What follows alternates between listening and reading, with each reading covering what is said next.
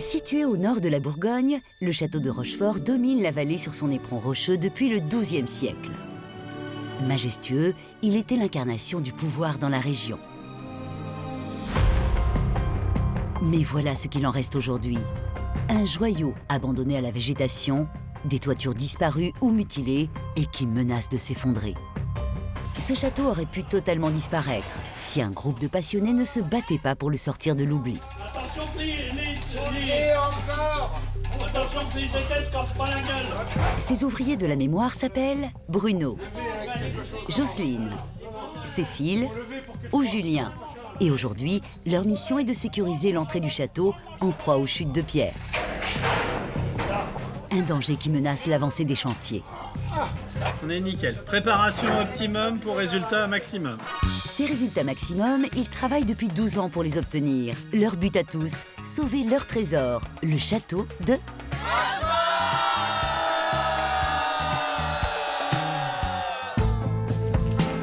Julien est tombé instantanément amoureux de ce joyau médiéval. Passionné par les châteaux depuis son plus jeune âge, ce cuisinier accomplit un peu ici son rêve d'enfant. Ici, quand on arrive, c'est ouvrir les portes du paradis. Quand j'avais 7-8 ans, j'ai dit à mes parents, plus tard, c'est ça que je veux faire. Je veux être dans des châteaux. Et chaque fois que je rentre dans le château de Rochefort, c'est la même émotion. C'est de se dire, s'il y a un château à sauver, c'est celui-là. C'est, tiens, rien que d'en parler, les frissons. Salut Julien. Des émotions que Julien aime partager avec Jocelyne. Au château, on va toujours bien. Tombée, elle aussi, sous le charme du château. Et quand ils arpentent ensemble les ruines de Rochefort, ces deux passionnés sont toujours autant subjugués par la beauté des lieux. Ouais, alors là, on arrive en admiration. À l'origine forteresse défensive, le château est transformé au XVIe siècle en résidence de plaisance, avec ses grandes terrasses et surtout son logis seigneurial. Un logis desservi par un escalier à vis avec, à son sommet, une sublime voûte en archivolte qui domine le château. Le chef-d'œuvre de Rochefort, ça. C'est un chef-d'œuvre, ça c'est sûr. Rochefort est déjà un chef-d'œuvre, mais alors la voûte l'est encore plus. Monument historique depuis 1974, le château est totalement vidé par son propriétaire au XIXe siècle. Là, on est voilà. Moi, ce que je dis souvent, c'est une coquille vide. Les planchers ont été enlevés, les toitures, les charpentes, tout a été enlevé. Alors certains disent pour reconstruire un autre château, d'autres disent pour vendre les matières premières et puis faire de l'argent. On ne sait pas exactement. En tout cas, tout ce qu'on sait, c'est que depuis 1820, le château il est dans cet état-là. Mais heureusement, malgré l'état déplorable du château, Julien et Jocelyne restent toujours positifs. Ce qu'on dit toujours à Rochefort, c'est qu'une pierre tient tant qu'elle ne tombe pas. Et donc pour l'instant, elles tiennent, puisqu'elles ne tombent pas. J'ai jamais vu une pierre tomber ici. Rochefort protège les gens qui s'en occupent. Voilà. Et le premier ennemi des gardiens de Rochefort, c'est la végétation, contre laquelle ils se battent depuis 12 ans. C'est dense, hein ? Ouais.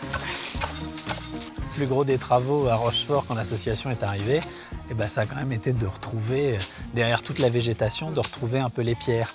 Parce que le problème, c'est qu'un site qui est abandonné, il fallait imaginer ici des dizaines d'arbres, des ronces, du lierre.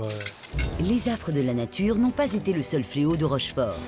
250 ans d'abandon ont fait de ce bijou de l'art pré-Renaissance une carrière de pierre à ciel ouvert, en proie au pillage. Les plus belles pièces ont disparu parce que des gens pénètrent dans le château sans forcément y être invités. Ça risque de poser des vrais problèmes de structure parce qu'on sera sur les fondations qui risquent de bouger, etc. Et là, c'est problématique. L'association œuvre donc chaque année à la sécurisation du site et à la restauration des murs sur lesquels le château est construit. Allez les filles Allez les filles Égalité des sexes. Mais malgré leur bonne humeur et leur bonne volonté, depuis plusieurs mois, les amoureux de Rochefort voient une partie du site gravement menacée. Le pillage et le temps ont privé le bâtiment des communs d'un morceau de sa toiture. En proie au vent et à la pluie, malmenée, la charpente menace de s'écrouler.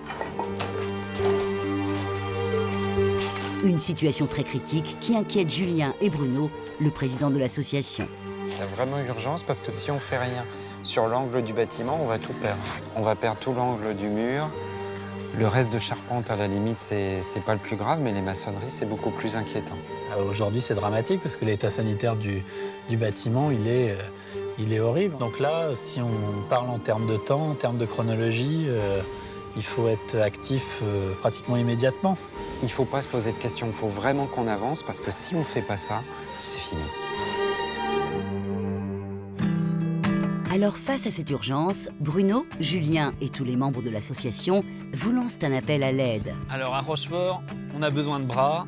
Si vous êtes passionné du patrimoine, si vous êtes artisan, si vous êtes mécène, n'hésitez pas à nous rejoindre. On vous accueillera avec grand plaisir et je pense que vous passerez un super moment avec nous.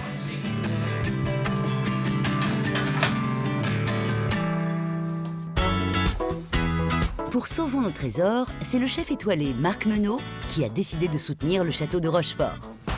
Salut. Bonjour Marc. Ce bourguignon d'origine, fervent défenseur du patrimoine culinaire français, est un amateur de vieilles pierres. Et il tombe immédiatement sous le charme des lieux. Regarde cette belle pierre en trapèze là. Comme Ah elle oui, est belle, là. il y a des... Oh là là. Ah bah Mais là-haut, oui, oui, oui. là-haut, tu as protégé avec des bâches pour l'instant, non? Tout est protégé avec des bâches pour éviter qu'il y ait plus d'infiltration. Mais on est sur un bâtiment qui a un état sanitaire qui est malheureusement catastrophique. Ouais. Et pour mobiliser les gens, comme tous les ans, l'association organise une fête médiévale pour financer ses travaux.